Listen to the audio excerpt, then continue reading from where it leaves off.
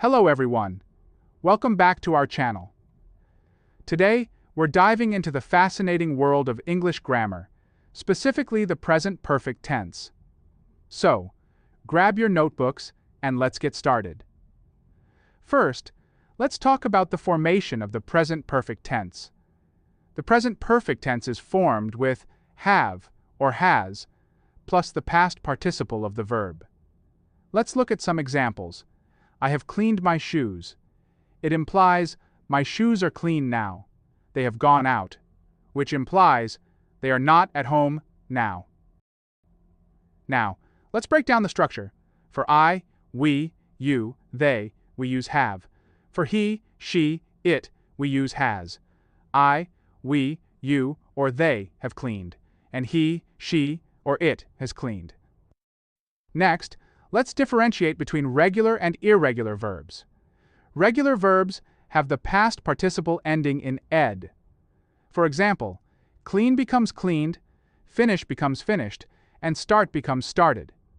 Irregular verbs do not follow this rule. For example, buy becomes bought, go becomes gone, and see becomes seen. Now, let's explore the different situations where we use the present perfect tense. First, it's about experiences. We use the present perfect tense to talk about experiences or actions that happened at some point in a person's life without specifying when they occurred.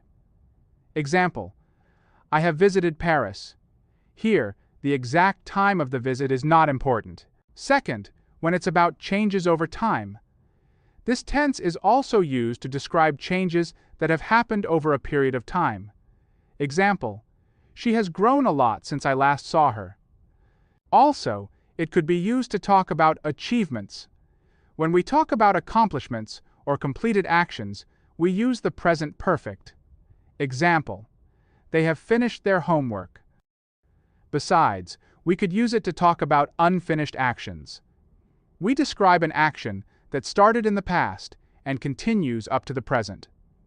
Example, I have lived in London for 5 years, which means I still live in London. We could also use it for recent events. For example, to describe events that happened recently and are relevant now. Example, he has just finished his lunch.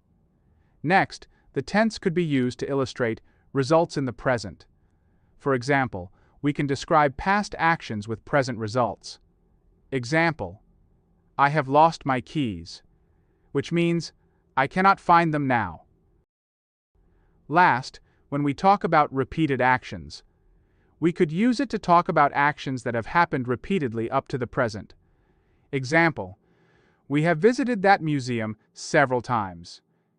Here are some additional examples of present perfect usage. For experiences, have you ever ridden a horse? She has never been to New York. For changes over time, you have become more confident. The company has grown significantly in the past year. For achievements, they have won the championship. I have written 3 books. For unfinished actions, we have known each other since childhood. I have worked here since 2010. For recent events, he has just left the office. I have already eaten dinner. For results in the present, she has broken her leg. She is in a cast now. We have bought a new house. We live there now. For repeated actions, I have read that book 3 times. They have traveled to Japan every summer. Note that the present perfect tense often uses adverbs like ever, never, just, already, yet, recently, lately, and so far to indicate the time frame and relevance to the present. Also, the present perfect is used to describe actions that occurred at an unspecified time in the past. The exact time is not important. Distinguishing from simple past.